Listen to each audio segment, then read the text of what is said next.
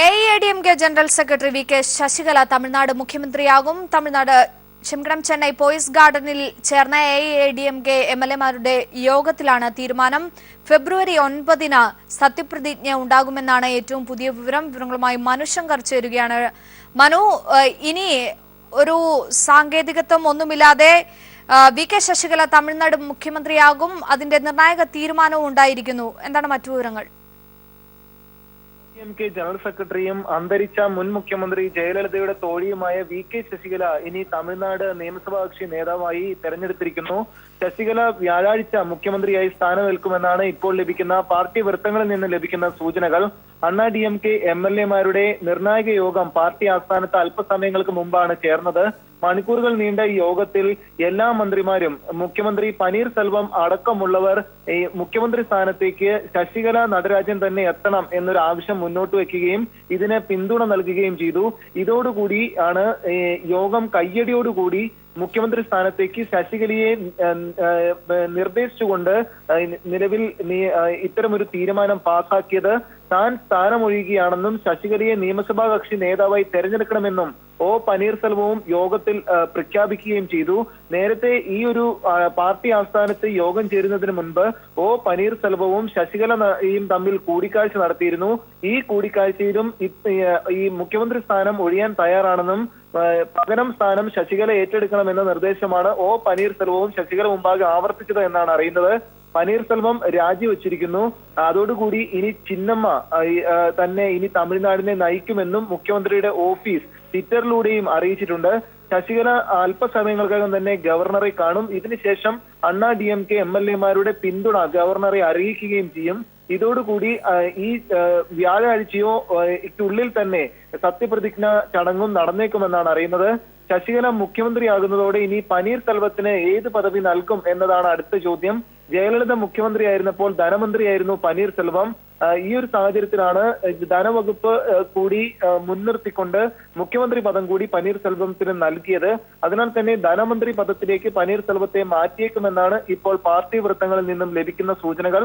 പാർട്ടിയിലെ ഒരു വിഭാഗം MLAമാരും Lok Sabha deputy speaker M Thambidurai ഉൾപ്പെടെയുള്ള നേതാക്കളും ഈ ശശികല മുഖ്യമന്ത്രി പദവി ഏറ്റെടുക്കണമെന്ന് നേരത്തെ തന്നെ ശക്തമായി അഭിപ്രായപ്പെട്ടതാണ്.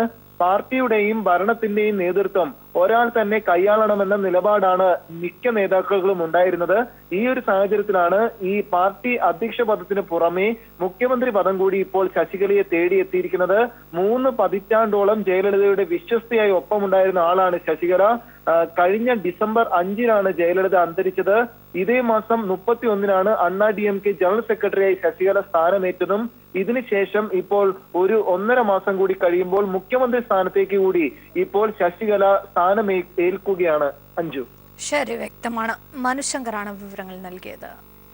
മുഹമ്മദ് റിയാസ് ഡിവൈഎഫ്ഐയുടെ അഖിലേന്ത്യാ പ്രസിഡന്റാവും. അവോയ് മുഖർജി ജനറൽ സെക്രട്ടറിയും N ഷംസീർ വൈസ് പ്രസിഡന്റും M സിറാജ് ജോയിന്റ് സെക്രട്ടറിയും ആയി തെരഞ്ഞെടുത്തിരിക്കുന്നു. ദില്ലിയിൽ നിന്നുള്ള ബൽബീർ പൻസാരയാണ് ട്രഷറർ. കൊച്ചിയിൽ നടക്കുന്ന അഖിലേന്ത്യാ സമ്മേളനത്തിലാണ് പുതിയ ഭാരവാഹികളെ തെരഞ്ഞെടുത്തത്. വൈകിട്ട് 5 മണിക്കാണ് സമാപന സമ്മേളനം.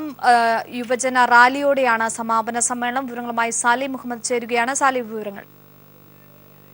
അഖിലേന്ത്യാ പ്രസിഡന്റായിരുന്ന MP രാജേഷ് MP സ്ഥാനമൊഴിഞ്ഞ സാഹചര്യത്തിലാണ് PA മുഹമ്മദ് റിയാസിനെ പ്രസിഡന്റായി തെരഞ്ഞെടുത്തത്. ബംഗാളിൽ നിന്നുള്ള അഭോയ് മുഖർജി ജനറൽ സെക്രട്ടറിയായി തന്നെ തുടരും. ദില്ലിയിൽ നിന്നുള്ള ബൽബീർ പൻസാരയാണ് ട്രഷറർ. 83 അംഗ പുതിയ കേന്ദ്ര കമ്മിറ്റിയും സമ്മേളനം തെരഞ്ഞെടുത്തിട്ടുണ്ട്. ഇതിൽ 8 പേർ കേരളത്തിൽ നിന്നാണ്. ഒപ്പം AN ഷംസീറിനെ വൈസ് പ്രസിഡന്റായും M സിറാജിനെ ജോയിന്റ് സെക്രട്ടറിയായും തെരഞ്ഞെടുത്തു. ഒപ്പം പുതിയ കേന്ദ്ര സെക്രട്ടേറിയറ്റിൽ 5 വനിതകളെ ഉൾപ്പെടുത്താനുള്ള ഒരു നിർണായക തീരുമാനവും കൂടി ഉണ്ടായിട്ടുണ്ട്. കാരണം ഈ സമ്മേളനമാണ് DYFIയുടെ വിവിധ കമ്മിറ്റികളിൽ 20% വനിതാ പ്രാതിനിധ്യം വേണം എന്ന ഭരണഘടനാ ഭേദഗതി ചെയ്തത്. അതിന്റെ ചുവട് പിടിച്ചാണ് ആദ്യ തീരുമാനം നടപ്പിലാക്കുന്നു എന്ന നിലയ്ക്കാണ് സെക്രട്ടേറിയറ്റിൽ 5 വനിതകളെ ഉൾപ്പെടുത്താനുള്ള നിർണായക തീരുമാനമെടുത്തത്. ഏതായാലും സമ്മേളന നടപടികൾ, പ്രതിനിധി സമ്മേളനവുമായി ബന്ധപ്പെട്ട നടപടിക്രമങ്ങളെല്ലാം പൂർത്തിയായിരിക്കുന്നു. ഇന്ന് വൈകിട്ട് 5 മണിയോടുകൂടി പൊതുസമ്മേളനം ആരംഭിക്കും. ഏതാണ്ട് 1 ലക്ഷത്തോളം യുവജനങ്ങളെ അണിനിരത്തി വലിയ ഒരു റാലിയാണ് സംഘാടക സമിതി തയ്യാറാക്കിയിരിക്കുന്നത്. എറണാകുളം ജില്ലയിലെ വിവിധ കേന്ദ്രങ്ങളിൽ നിന്നും മാത്രമായി 1 ലക്ഷത്തോളം യുവാക്കളെ മറൈൻ ഡ്രൈവിലെ ഫിഡൽ കാസ്ട്രോ നഗറിൽ അണിനിരത്തുകയാണ് ലക്ഷ്യം.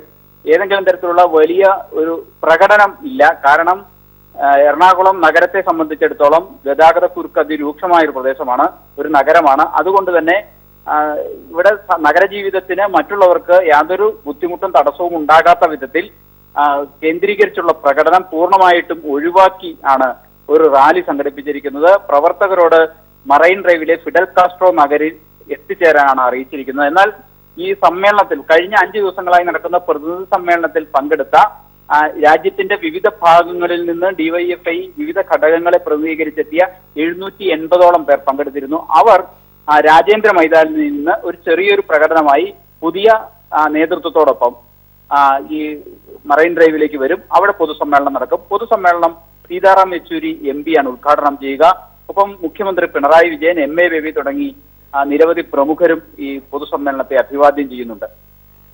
ശരി, വ്യക്തമാണ്. സാലിം മുഹമ്മദാണ് വിവരങ്ങൾ നൽകിയത്. നോട്ട് നിരോധനത്തിന് പിന്നാലെ നോട്ട് ഇടപാടിലും കേന്ദ്രത്തിന്റെ കടിഞ്ഞാൺ വീഴും. ഇനി മുതൽ 3 ലക്ഷം രൂപയ്ക്ക് മുകളിൽ പണമിടപാട് നടത്തിയാൽ അതേ തുക തന്നെ പിഴയൊടുക്കേണ്ടി വരും. പണം സ്വീകരിക്കുന്ന ആളിൽ നിന്നാകും പിഴ ഈടാക്കുക. റവന്യൂ സെക്രട്ടറി ഹാഷ്മുഖ് അദിയ അറിയിച്ചതാണ് ഇക്കാര്യം. കള്ളപ്പണം തടയാനെന്ന അവകാശവാദവുമായി നോട്ട് നിരോധനം കൊണ്ടുവന്ന കേന്ദ്ര സർക്കാർ ഇപ്പോൾ നോട്ടിടപാടിലും കടിഞ്ഞാണിട്ട് കഴിഞ്ഞു.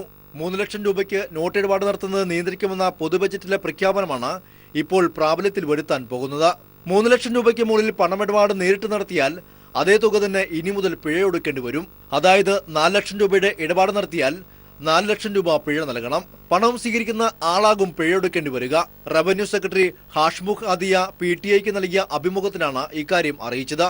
പുതിയ തീരുമാനം ഏപ്രിൽ 1 മുതൽ നടപ്പിൽ വരുമെന്നും അദ്ദേഹം പറഞ്ഞു. ഡിജിറ്റൽ ഇന്ത്യ എന്ന സ്വപ്നം സാക്ഷാത്കരിക്കുക എന്ന ലക്ഷ്യത്തോടെയാണ് ഡിജിറ്റൽ ഇടപാടുകളെ പ്രോത്സാഹിപ്പിക്കുന്നതെന്നാണ് കേന്ദ്രവാദം. എന്നാൽ കള്ളപ്പണം തടയാനുള്ള നോട്ട് നിരോധന നടപടി സമ്പൂർണ്ണ പരാജയമായതിനു പിന്നാലെ കേന്ദ്രത്തിന്റെ പുതിയ നീക്കം വീണ്ടും ജനങ്ങൾക്ക് തിരിച്ചടിയാകുമെന്നാണ് സാമ്പത്തിക വിദഗ്ധരുടെ വിലയിരുത്തൽ. News desk. ലോ അക്കാദമി നാളെ തുറക്കാൻ ഉറച്ച മാനേജ്മെന്റ്. ക്ലാസ് തുടങ്ങാനുള്ള നീക്കത്തെ എന്തു വില കൊടുത്തും നേരിടുമെന്ന് VM സുധീരൻ. വിദ്യാർത്ഥി സമരം ഇന്ന് 26ാം ദിവസത്തിലാണ്. അടിയന്തര സിൻഡിക്കേറ്റ് യോഗം നാളെ ചേരും.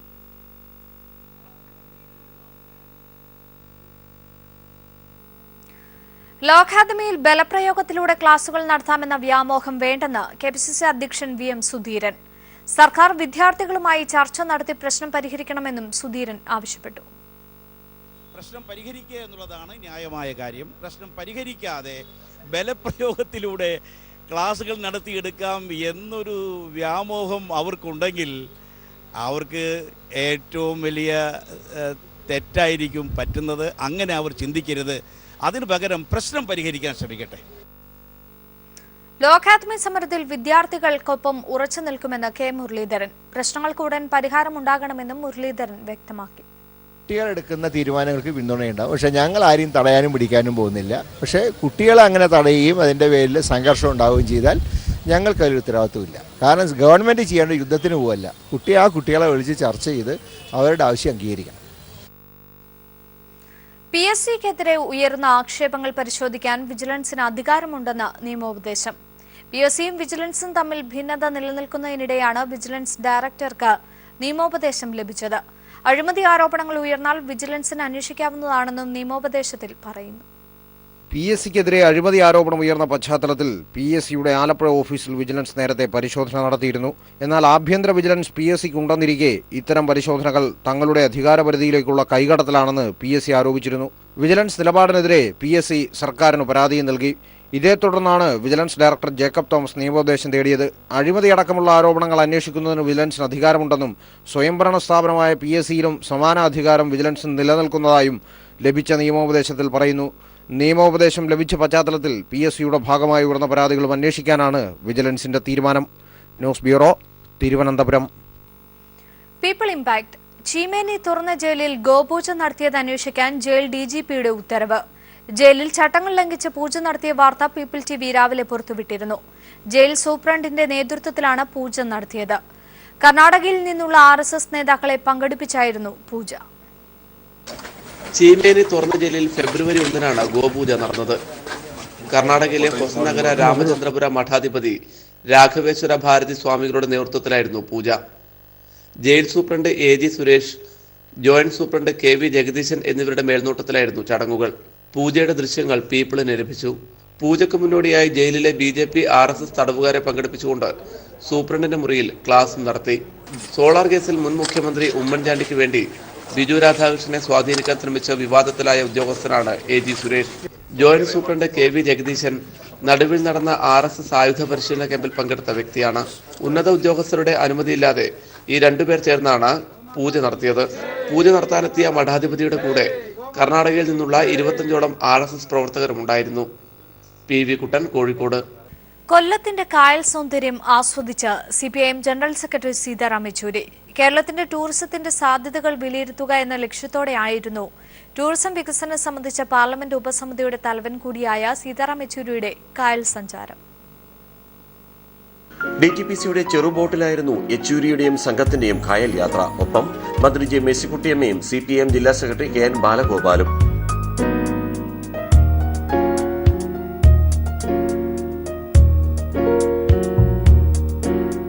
കായൽ സൗന്ദര്യം ആസ്വദിച്ച യെച്ചൂരി അഷ്ടമുടിക്കായലിന് ടൂറിസം രംഗത്ത് അനന്ത സാധ്യതകളുണ്ടെന്ന് വിലയിരുത്തി. ടൂറിസം വികസനം സംബന്ധിച്ച് പാർലമെന്റ് സമിതി നൽകിയ റിപ്പോർട്ട് ഇതുവരെ കേന്ദ്ര സർക്കാർ നടപ്പാക്കിയില്ലെന്ന് യെച്ചൂരി പറഞ്ഞു. I submitted a very detailed report on the potential for development of tourism in Kerala. The UDF government was here then. Nothing much happened on it. But on the basis of that report, Kerala tourism was awarded a medal and a trophy by the UNESCO. But that report is still not being implemented. അഷ്ടമുടിക്കായലിന്റെ ജൈവ വൈവിധ്യവും ദേശാടന പക്ഷികളെക്കുറിച്ചും മേഴ്സിക്കുട്ടിയമ്മയും KN ബാലഗോപാലും Sitaram യെച്ചൂരിയെ ബോധ്യപ്പെടുത്തി. 1980-ൽ MA ബേബിക്കൊപ്പം നടത്തിയ കൊല്ലത്തെ കായൽ യാത്രയുടെ ഓർമ്മകളും പങ്കുവച്ചാണ് യെച്ചൂരി മടങ്ങിയത്. ന്യൂസ് ബ്യൂറോ, കൊല്ലം. കാരുണ്യ പ്രവർത്തന മേഖലയിൽ പുതിയ മാനം നൽകി ജോസുകുട്ടി ഫൗണ്ടേഷൻ കുണ്ടറയിൽ പ്രവർത്തനം തുടങ്ങി. CPIM കുണ്ടറ ഏരിയ സെക്രട്ടറിയായിരുന്ന M. ജോസുകുട്ടിയുടെ സ്മരണാർത്ഥം രൂപീകരിച്ച ഫൗണ്ടേഷന്റെ ഉദ്ഘാടനം മുക്കടയിൽ CPIM general secretary Sitaram Yechury നിർവഹിച്ചു. ജോസുകുട്ടിയുടെ 4.5 പതിറ്റാണ്ട് കാലത്തെ ഐതിഹാസിക ജീവിതത്തിന്റെ ജനകീയ അംഗീകാരമായിരുന്നു ഫൗണ്ടേഷൻ ഉദ്ഘാടന സ്ഥലത്തേക്കുള്ള ജനസാഗരം. സാംസ്കാരിക സാമുദായിക മേഖലയിൽ നിന്നടക്കം ജോസുകുട്ടിയിലെ ജനനായകനെ അടുത്തറിഞ്ഞിട്ടുള്ള നാനാതുറകളിൽ നിന്നുള്ള ബഹുജനങ്ങൾ കുണ്ടറ മുക്കട ജംഗ്ഷനിൽ തടിച്ചുകൂടി. വിദ്യാഭ്യാസ, സാംസ്കാരിക, ആരോഗ്യ മേഖലയിലടക്കം 17ഓളം ജീവകാരുണ്യ പ്രവർത്തനങ്ങളാണ് ഫൗണ്ടേഷന്റെ പദ്ധതികൾ ഉൾപ്പെടുത്തിയിട്ടുള്ളത്. ഫൗണ്ടേഷന്റെ ലോഗോ സീതാറാം യെച്ചൂരി പ്രകാശനം ചെയ്തു.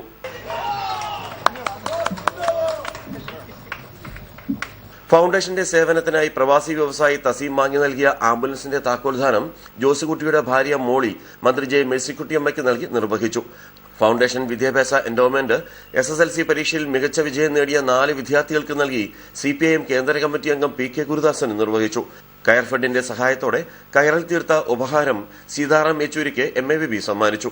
യോഗത്തിൽ ഫൗണ്ടേഷൻ ചെയർമാൻ MA ബേബി അധ്യക്ഷനായി. CPIM കൊല്ലം ജില്ലാ secretary KN Balagopal, SL Sajikumar തുടങ്ങിയവർ പങ്കെടുത്തു. ന്യൂസ് ബ്യൂറോ, കൊല്ലം. വെള്ളൂരിലെ ഹിന്ദുസ്ഥാൻ ന്യൂസ് പ്രിന്റ് സ്വകാര്യവൽക്കരണം വേഗത്തിലാക്കി കേന്ദ്ര സർക്കാർ. കമ്പനിയുടെ ആസ്തി വിവരങ്ങൾ കണക്കാക്കാൻ യോഗ്യരായ കമ്പനികളെ തേടി വിജ്ഞാപനമിറക്കി. കോട്ടയം ജില്ലയിലെ ഏക പൊതുമേഖലാ സ്ഥാപനമായ HNL സ്വകാര്യവൽക്കരണത്തിനെതിരെ തൊഴിലാളികൾ രംഗത്തെത്തി. മൂവാറ്റുപുഴയാറിന്റെ തീരത്ത് 600 ഏക്കറിൽ 100 കോടി രൂപ മുതൽ മുടക്കി കേന്ദ്ര സർക്കാർ 1982 ആരംഭിച്ച ഹിന്ദുസ്ഥാൻ ന്യൂസ് പ്രിന്റിന് വളർച്ചയുടെയും വികസനത്തിന്റെയും പാതകൾ തരണം ചെയ്യാനുള്ള സാധ്യതകളും ശക്തിയുമുണ്ട്. നാളിതുവരെ ഉൽപാദന ലക്ഷ്യത്തിന് മുകളിൽ ഉൽപാദനം വർദ്ധിപ്പിച്ച് മിനിരത്ന കമ്പനിയിൽ ഇടം നേടിയ HNL 2012-13 വരെയുള്ള വർഷങ്ങളിൽ തുടർച്ചയായ ലാഭം നേടി. കമ്പനി ലാഭവിഹിതമായി 117 കോടി രൂപയാണ് കേന്ദ്ര സർക്കാരിന് നൽകിയത്. ന്യൂസ് പ്രിന്റ് ഇറക്കുമതി ചുങ്കം കേന്ദ്ര സർക്കാർ പൂർണ്ണമായി എടുത്തുകളഞ്ഞതും കാലോചിതമായി കമ്പനിയെ വൈവിധ്യവൽക്കരിക്കാൻ തയ്യാറാകാത്തതും HNL-ന് തിരിച്ചടിയായി.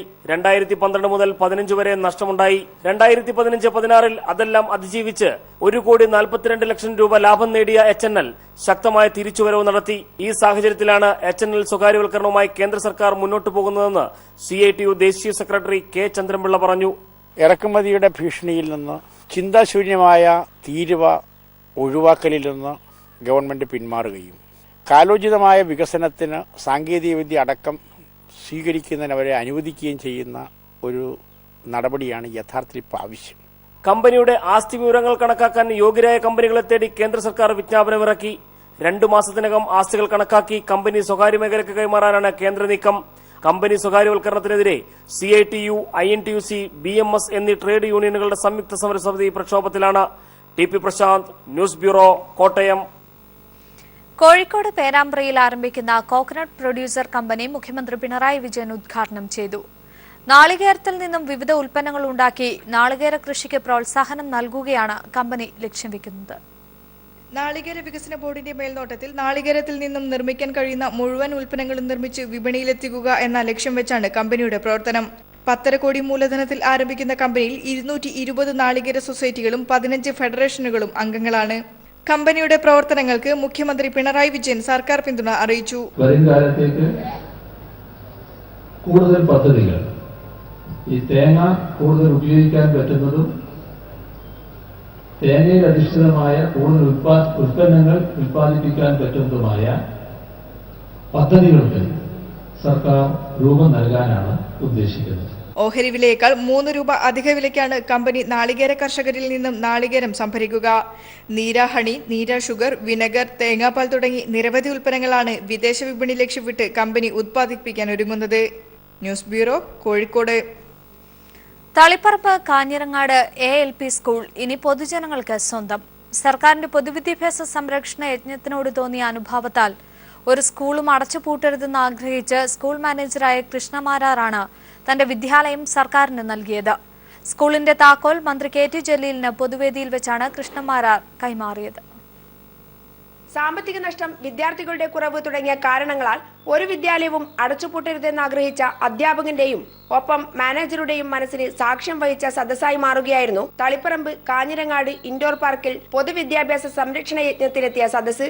1 മുതൽ 4 വരെ 4 ക്ലാസുകളും 4 അധ്യാപകരും മാത്രമുള്ള കാഞ്ഞിരങ്ങാട് ALP സ്കൂളാണ് മാനേജറും സ്കൂളിലെ മുൻ അധ്യാപകനുമായിരുന്ന കൃഷ്ണമാരാർ സർക്കാരിന് സമർപ്പിച്ചത്. പരിസ്ഥിതിയിൽ മുൻപോട്ട് കൊണ്ടുപോകാനാവില്ല. സാമ്പത്തിക ബാധ്യതയുണ്ട്. കുട്ടികൾ കുറവായതുകൊണ്ട് അത് അനാദായകരമാണെന്നെല്ലാം പറഞ്ഞിട്ട് പൂട്ടാനുള്ള ആലോചനയുണ്ട്. അത് അതിൽ നിന്ന് രക്ഷപ്പെടാൻ വേണ്ടിയിട്ടാണ്. തൽക്കാലം സ്കൂളിൽ പോയി അങ്ങനെ നിൽക്കട്ടെ എന്ന് നടന്നു പോകണമെന്ന് വിചാരിച്ചിട്ടാണ്. ഞാനായിട്ട് കളയാൻ പാടില്ല എന്ന് വിചാരിച്ചിട്ടാണ് സ്കൂളിന്റെ താക്കോൽ മന്ത്രി KT ജലീലിന് കൃഷ്ണമാരാർ കൈമാറി. പഠിക്കാൻ ശ്രമിക്കുകയും നൂതനമായ ആശയങ്ങൾ നമ്മുടെ അധ്യാപന ജോലിയിലേക്ക് വിളക്കി ചേർക്കാൻ വേണ്ടി ശ്രമിക്കുകയും ചെയ്യണം. അവിടെയാണ് നല്ല അധ്യാപകന്മാരുടെ പിറവി ഉണ്ടാവുന്നത്. 1921 ആരംഭിച്ച സ്കൂൾ 40-ൽ കൃഷ്ണമാരാർ ഏറ്റെടുക്കുകയായിരുന്നു. തലമുറകൾക്ക് വിദ്യാഭ്യാസം നൽകിയ വിദ്യാലയത്തിൽ 2000-2010 കാലഘട്ടത്തിൽ 7 ഡിവിഷനും 229 കുട്ടികളുമായി നല്ല നിലയിൽ നീങ്ങിയിരുന്നു. വിദ്യാഭ്യാസം ലാഭം ലക്ഷ്യമാക്കി നീങ്ങിയപ്പോൾ മറ്റ് മാനേജ്മെന്റ് സ്കൂളിനൊപ്പം വാഹനങ്ങൾ, ഇംഗ്ലീഷ് മീഡിയം ഇവ തേടി നാട്ടുകാരും വിദ്യാർത്ഥികളും പോയി. എന്നാൽ ജെയിംസ് മാത്യു MLA അടക്കം സ്കൂൾ മുന്നോട്ട് കൊണ്ടുപോകണമെന്ന് ആവശ്യപ്പെട്ട് കൃഷ്ണമാരാറെ കണ്ടപ്പോൾ സർക്കാരിന് നൽകാമെന്ന് അറിയിക്കുകയായിരുന്നു 97 കഴിഞ്ഞ ഈ മാതൃകാ അധ്യാപകൻ. 96 വർഷങ്ങളിലേറെയായി തലമുറകൾക്ക് അറിവിന്റെ വെളിച്ചം പകർന്ന കാഞ്ഞിരങ്ങാട് ALP സ്കൂളിന് ഇനി സർക്കാർ പുതുജീവൻ നൽകും. കാഞ്ഞിരങ്ങാട് നിന്നും ക്യാമറാമാൻ ജയൻ കല്യാശ്ശേരിക്കൊപ്പം PV ജോഷില. ട്രെയിൻ യാത്രക്കിടെ ഭക്ഷ്യവിഷബാധയേറ്റ് പട്ടാമ്പിയിലെ വിവിധ ആശുപത്രികളിൽ പ്രവേശിപ്പിക്കപ്പെട്ട കുട്ടികൾ ചികിത്സയിൽ തുടരുകയാണ്. ഇന്നലെ രാത്രിയാണ് കൊച്ചുവേളി ബിക്കാനീർ എക്സ്പ്രസിൽ യാത്ര ചെയ്ത 16 പേരെ താലൂക്ക് ആശുപത്രിയിലും സ്വകാര്യ ആശുപത്രിയിലുമായി പ്രവേശിപ്പിച്ചത്. കൊച്ചിയിൽ കേരള ഫുട്ബോൾ ട്രെയിനിംഗ് ക്യാമ്പിൽ പങ്കെടുത്ത് മടങ്ങുകയായിരുന്നു കോഴിക്കോട് സ്വദേശികളായ വിദ്യാർത്ഥികളാണ് ഏവരും. എറണാകുളം നോർത്ത് റെയിൽവേ സ്റ്റേഷൻ പ്ലാറ്റ്ഫോമിൽ നിന്ന് ഭക്ഷണം കഴിച്ചിട്ടാണ് ട്രെയിനിൽ കയറിയത്. ഛർദിയും അസ്വസ്ഥതകളും അനുഭവപ്പെട്ടതിനാൽ ട്രെയിൻ പട്ടാമ്പിയിലെത്തിയപ്പോൾ RPF ഉദ്യോഗസ്ഥർ ഇടപെട്ട് ഇവരെ ആശുപത്രിയിൽ പ്രവേശിപ്പിക്കുകയായിരുന്നു. പ്രബുദ്ധ കേരളം MTയെ സംരക്ഷിക്കാൻ കോട്ട പോലെ ഉറച്ചു നിൽക്കുമെന്ന് മുഖ്യമന്ത്രി പിണറായി വിജയൻ. MT മൂല്യങ്ങൾക്ക് വേണ്ടി പോരാടിയ വ്യക്തിയാണെന്നും യാഥാസ്ഥിതികരിൽ നിന്ന് വാഗ്ഭടാനന്ദൻ നേരിട്ട അതേ എതിർപ്പുകളാണ് MTയും ഇന്ന് നേരിടുന്നതെന്നും പിണറായി വിജയൻ പറഞ്ഞു. കോഴിക്കോട് വടകരയിൽ ഊരാലുങ്കൽ ലേബർ കോൺട്രാക്ട് കോർപ്പറേറ്റ് ഏർപ്പെടുത്തിയ വാഗ്ഭടാനന്ദ പുരസ്കാരം MTക്ക് നൽകി സംസാരിക്കുകയായിരുന്നു പിണറായി വിജയൻ.